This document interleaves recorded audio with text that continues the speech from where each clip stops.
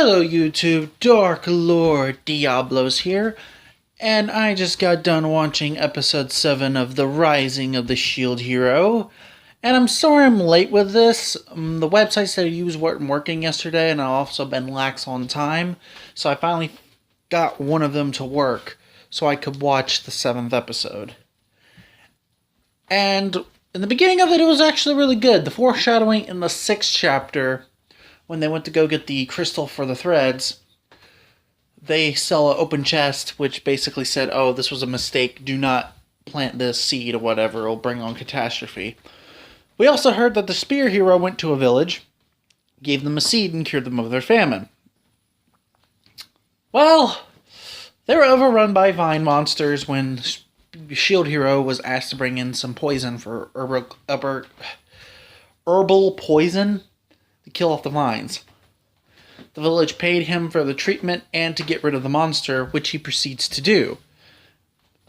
And we learn more about his skills. He uses his intelligence more on everything. Like, he used his potion enhanced with the herbal medicine to increase the effectiveness of said poison against the plant monsters. Well, after he was done, he got a new skill by absorbing one of the pieces of the plant monster, which allowed him to control the algorithm of the seeds, which he then kept working on throughout the night to figure out how to plant the seeds and make them work correctly. Now, this was like mostly half of the episode, and I hate to say this, but the 6th and 7th episode are the weakest in my opinion. 6th episode, it was good introducing Theo the bird, but after that, it was stale.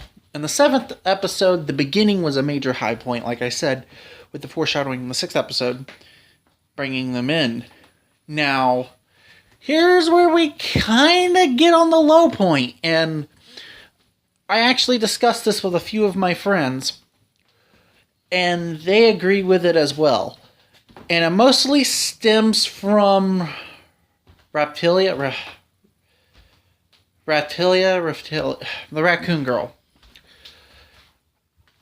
I know the love interest has been building up since she digivolved into teenage raccoon girl, but it seemed kind of rushed in most people's opinion.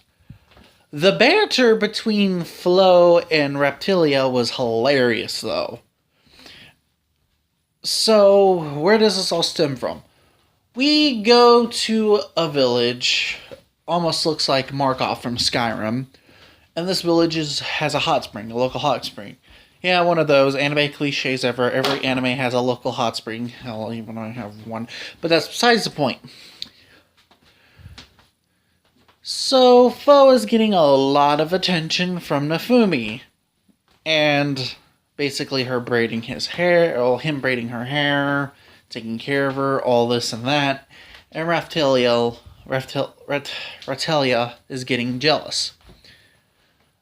Because, bold and behold, she's in love with him. I do say it, I seen it coming, even though I prefer the relationship between a father-daughter dynamic a lot more than a romantic interest. But as soon as I found out that she can digivolve into a teenager, I knew the writers were eventually going to push a romantic affiliation, and I hope they do it right. As I see it right now, it seems like they're not, for the first matter. At the moment. But then again, I haven't read the manga. Nor do I have lax on time, and trust me, people are bashing over my head to actually read some of the manga of the recent released anime.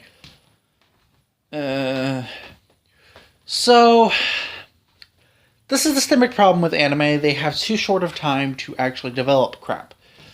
But I don't know if this is the manga or the anime's fault in general. So I can't really give my opinion on it.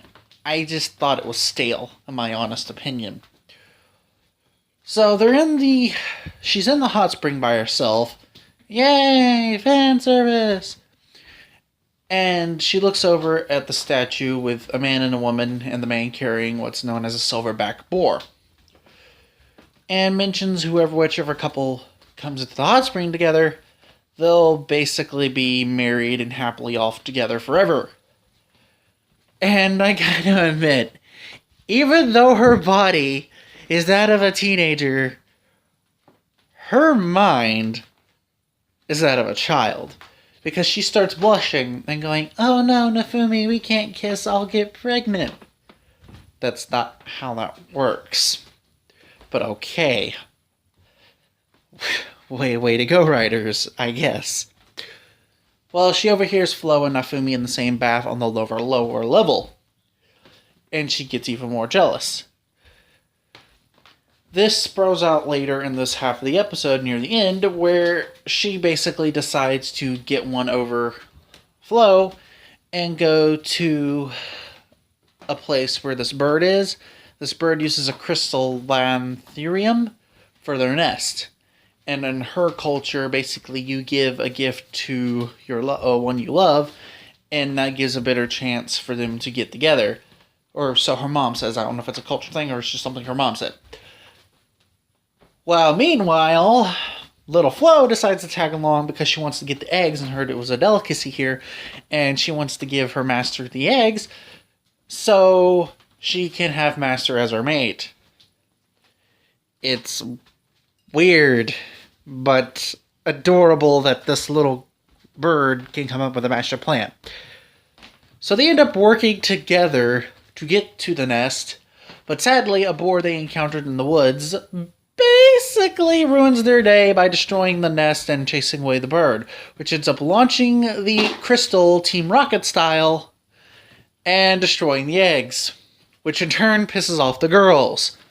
Next thing you know, you see them battered and bruised as Flo is carrying the boar on their back. Because the silverback boar is rare and is used for their village's rituals, the village asked the villagers wanted to buy the boar from them, and they agree, and they use the money to get a crafting tool for Nafumi. And he's very happy about him. He gives them head pats to his little girls, because, all good girls need head pats. And now I think that's the FBI at my door. So, we get more foreshadowing from what's yet to come. You hear some merchants talk about this plague and medicines flying off the shelves. Something's happening in the east. So Ratilia asks Nafumi, where we're going to go. We're going to head east. And you see this cavern with a dead dragon and blood just everywhere. Now, don't get me wrong. I don't think the episode was bad per se. It just has a low point. I'm not going to necessarily say an episode is fairly bad if it doesn't have anything to contribute to the story. It does. It plays on the personality of both Flo and Ratilia real well, and it continues the story from where it was on the 6th episode. Could they have done it better? Yes. But other than that, it was an alright episode. I'm not going to say I'm probably going to watch it again, but, you get what you get. Well, if you like this video, hit the like button, subscribe, hit that bell notification, and come back for more. Ciao.